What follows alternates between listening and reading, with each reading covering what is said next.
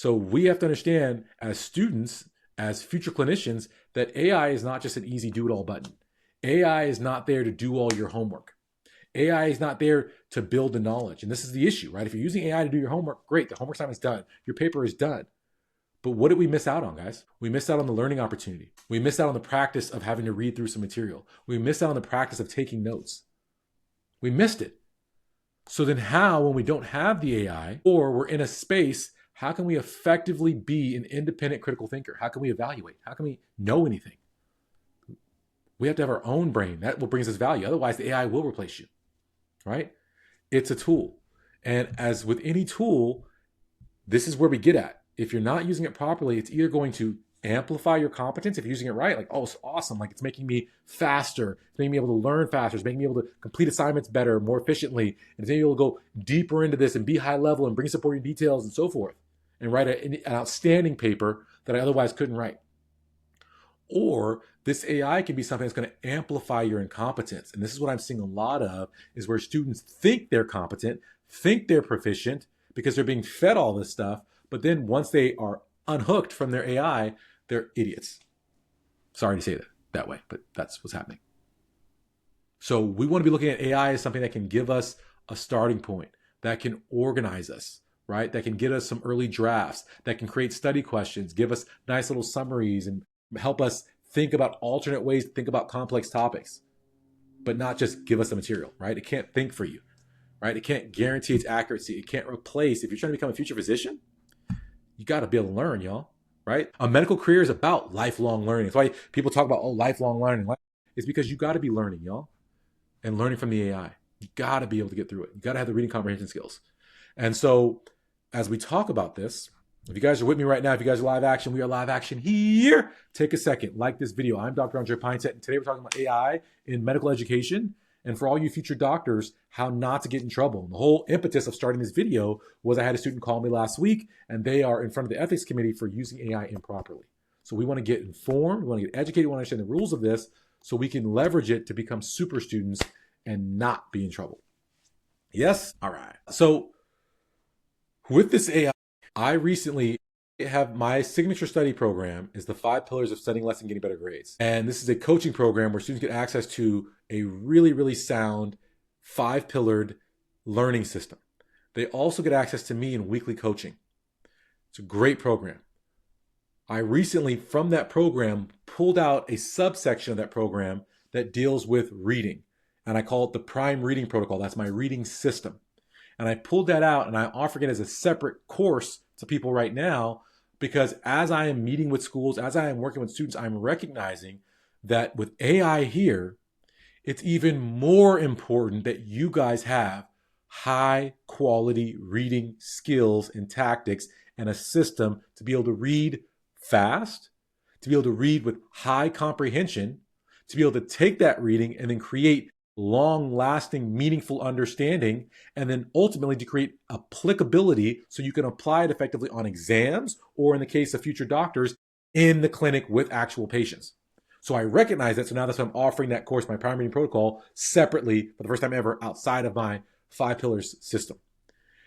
And as I say here, people think, oh, I don't even know how to read all this stuff. I just have the AI break it down for me. No, y'all. Because when the AI breaks it down, it also gives you words, text.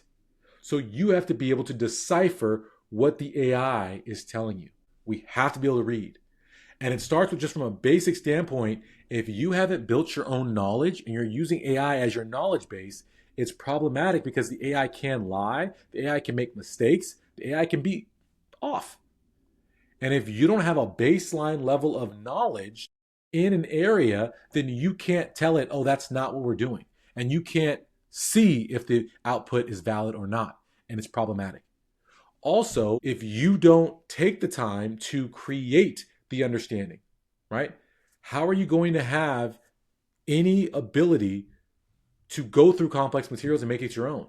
And if you think about all the exams you're ever going to take in your life where you're not going to have AI, right? What do they do to make them challenging, right? The SAT, your MCAT, your board exams. They give you a lot of bit of material in a little bit of time. And they don't write those sentences in the normal way you would want to write a functional, healthy sentence. They write them as multiple compound, backwards, flipping, like super run-on sentences. Why? Because it makes the syntax, it makes the text very complicated. And if you don't have high-level reading skills and reading comprehension and critical reading skills, you can't decipher the problem.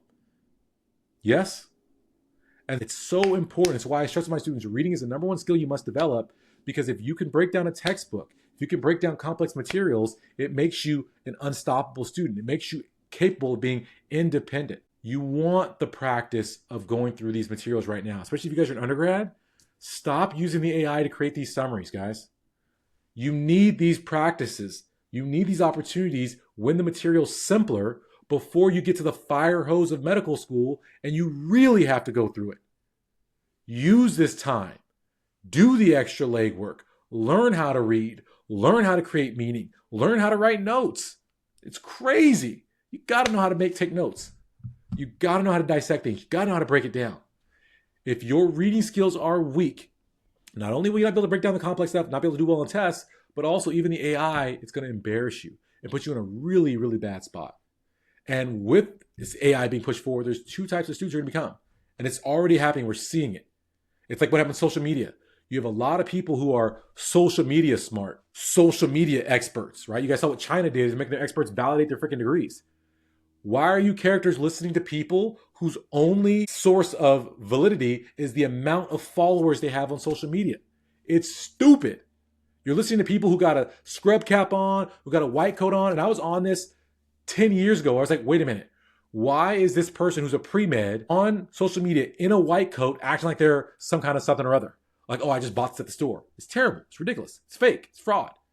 And it's the same thing that's going to happen, right? People are social media experts. Well, oh, I heard on a TikTok. I heard on my Facebook feed. I heard it on X, these things happening. With AI, that's happening right now, where people are becoming AI dependent. They don't read. They don't think for themselves. What does the AI tell me to do? They let AI do all of their writing, so they don't know how to put together a competent paragraph, competent essay, how to articulate themselves. They copy everything blindly, not even thinking about it. And then in the end, they can't defend their work, and they're going to get caught, and they're going to get dismissed like the student was. It's going to happen to you. The second type of student, and this is the opportunity, guys. We are on the front wave of this AI. All of you guys should be leaning into AI. I'm an old school person. I still take notes. A lot of times I was in notebooks. I still do it to this day when I just want to get my thoughts out. I like the feel of that pen. But I've moved. I've adapted because I recognize AI is the future. And so now I am using a little bit more Notion. I am using a little bit more of my Google Drive and doing different things because I recognize that we are here on this front wave. And if I don't adapt and I don't lean into this AI revolution, then I'm going to be left behind and get mollywopped in the whitewash. And so the second type of student is students leaning into AI and who understands that AI is a tool like a wrench that we can use for leverage to get tasks done. And so when you guys use AI, I want you to use AI to speed up your learning, to look for opportunities to say, hey, listen, AI, teach me something different than what I understand. Hey, AI, this is my understanding. What do you think? And to have these conversations, these dialogues. For my students, I teach them as we're learning, we're doing elaborative interrogation, meaning, yes, I learned a fact or I learned a concept, I learned an idea, but I'm not going to stop at just what I gathered superficially from this.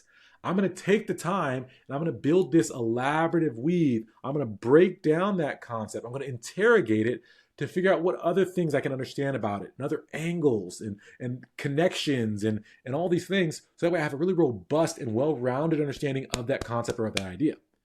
Well, you now, right? For me, the way I do it, I read whatever, and then I look up and I have this complex conversation with all my multiple personalities where we're all talking to each other about the material, right? Oh, like this is my analytic brain, this is my emotional brain, this is my kid brain. All these brains coming together to really, like I call, fondle the material and make it my own. Well, now you don't have to do that. You can have that conversation, but then you can also use AI to have a conversation. Hey, AI, we're just learning about metabolism and glycolysis. For me, glycolysis, I'm thinking about breaking down these sugars for these energies. Hey, you know what? Is there anything else that I should be thinking about? Or hey, what happens if I interrupt this circuit? What might happen? Okay, that's what happens. Okay, hey, what are some practice problems you can create for me from this concept? So you can use the AI to really enhance your learning and speed up your learning and really get to the targets you want. Yes? You can use AI, like I said, to test your understanding by putting problems together. And then not just like simple problems. You can say, hey, listen, put together a very difficult problem. Right? Put these two concepts together in a crate. Like you can have AI do so many fun things that can enhance your learning and make your work better. One great application that I think is awesome is that you can take your homework set, you can scan it into your computer, and then you can actually feed that to your AI and say, hey, listen, here's my homework set. I'd like you to create an additional 100 problems like this. And now, what have you guys done? You've taken what was 10 problems, you made 100. How about you guys take your old exams? When you guys get those old exams that you guys can review, and like, oh man, I wish I had more of these old exam problems to do. Well, hey, upload the old exam and say, hey, this is my previous exam. Give me a similar exam or even harder exam. Give me 100 questions like this in the exam. And now we've amplified our ability to practice and learn and get better. Yes, you can go into the AI and have them explain something to you. So, hey, this is my understanding, blah, blah, blah, and have them reflect back to you their understanding. And then you can ask the AI for a different perspective. Hey, explain it to me in a different way. Hey, give me a metaphor for this. Hey, give me an analogy of this. Hey, I'm really into baseball. Give me a baseball analogy that parallels this. So you can use it to really enhance your learning.